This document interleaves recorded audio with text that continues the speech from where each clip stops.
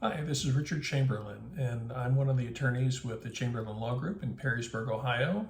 And I want to welcome you to this episode of the Protecting Your Family's Future podcast.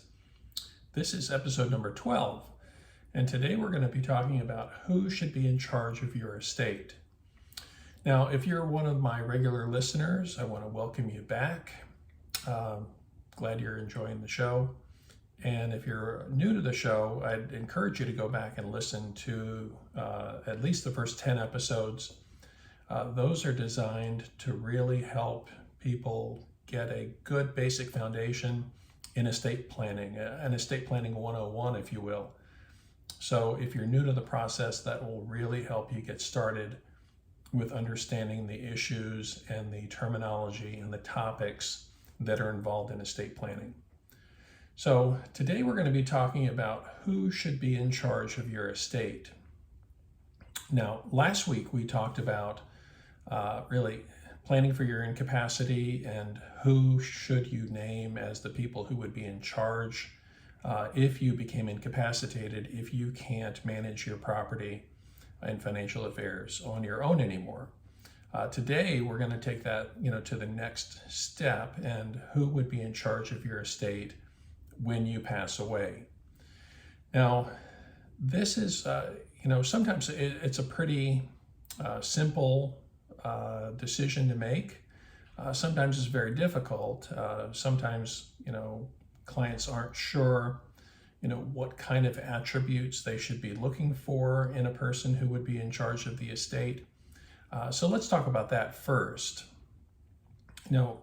The responsibility of the person who's in charge of the estate is really to take charge of all of your assets, whether it be real estate or accounts or vehicles. And they have to be, number one, trustworthy. They have to be able to manage the affairs and be fair to all of the beneficiaries, to be honest. So trusting the people who are going to be doing it is number one. Number two, they should be organized. They should be diligent.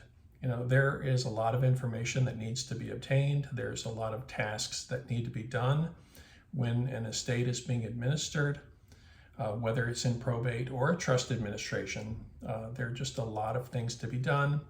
And the person who is doing it needs to be organized, needs to be diligent, needs to be on top of it so that things don't fall through the cracks. Now, who should do it? That's often the next question. And, typically if you're a married person, you would have your spouse be the first choice for the either the executor of your estate under your will or the successor trustee under the trust. If you're married, you have your spouse, and then who do you have after that? Well, you might have your adult children. If you don't have adult children, you might have other family members, whether it's your parents, siblings. You might have a trusted friend serve as the person who would be in charge of your estate. Some people will have a professional fiduciary serve in that role. That could be through a local bank or a trust company, a CPA. Sometimes an attorney would serve in that role. And they can be an impartial fiduciary, a person in charge of the estate, if that's something that's required. If you don't have family members who you would want to be in that role because you don't want to put them in the middle of all of the issues surrounding the administration and the distribution of the assets, maybe you want to have an impartial third person. And so having that professional fiduciary would be a good idea. So those are some things to think about as you're thinking about who should be in charge of your estate. Number one, what is their character? Are they trustworthy? Are they diligent? Are they organized? And then, of course, number two, who should they be?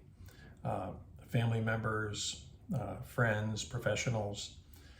So as you're thinking about what is your estate plan say now, or what should your estate plan say review who do you have in charge. Make sure that they're checking all of those boxes.